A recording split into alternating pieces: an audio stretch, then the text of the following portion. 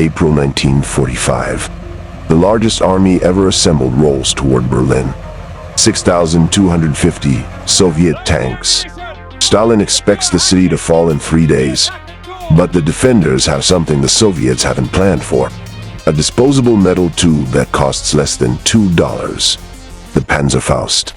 Produced in millions. So simple a child could fire it. And thousands of children would. The hollow-charged warhead could burn through 200 millimeters of solid steel at point-blank range. That's thicker than the armor on a Soviet is-2 heavy tank. The most powerful tank in the world, and it meant nothing.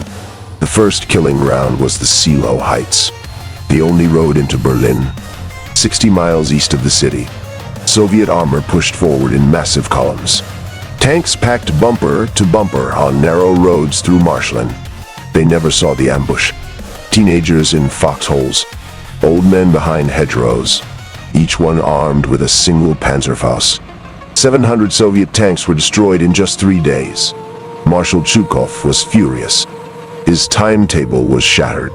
What Stalin demanded in 3 days would take over 2 weeks. And the worst was still coming. What Stalin demanded in 3 days would take over 2 weeks. And the worst was still coming. The Soviets entered Berlin expecting victory. Instead, they found the city turned into a fortress of ambush points. Every window, every doorway, every pile of rubble. Each one could hide a man with a metal tube waiting for a tank to pass. They fired from third-floor windows, hitting the thin top armor where no tank was protected. They fired from basement windows, striking the vulnerable belly of tanks passing just meters above. Some even attacked from the sewers, emerging behind Soviet columns, firing, then vanishing underground. A single man with a $2 tube could destroy a tank worth 100,000 times more. And there were thousands of them. Soviet tank crews began to panic. They welded anything they could find onto their tanks for extra protection.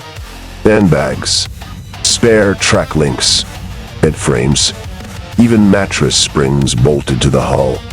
They believed the springs would stop the warhead. They were wrong. The hollow charge burned through everything. But the desperation tells you everything about the fear. The Soviets had no choice. They changed their entire battle doctrine in the middle of the fight. No more tanks leading the advance. From now on, infantry would go first, clearing every building, room by room.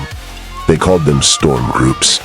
Small squads of soldiers with grenades and submachine guns, sweeping floor by floor before any tank could move. And when they couldn't clear a building, they simply destroyed it. Soviet tanks fired point blank into every structure before advancing, even if no threat was confirmed.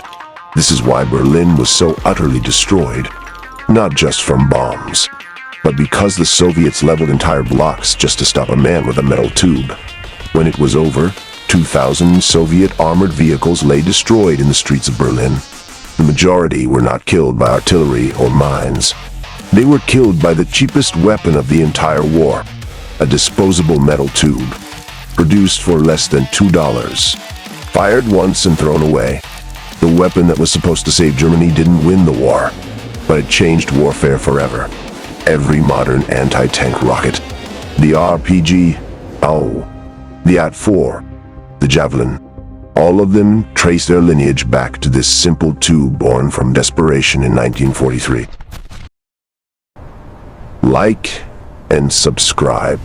Thanks for watching.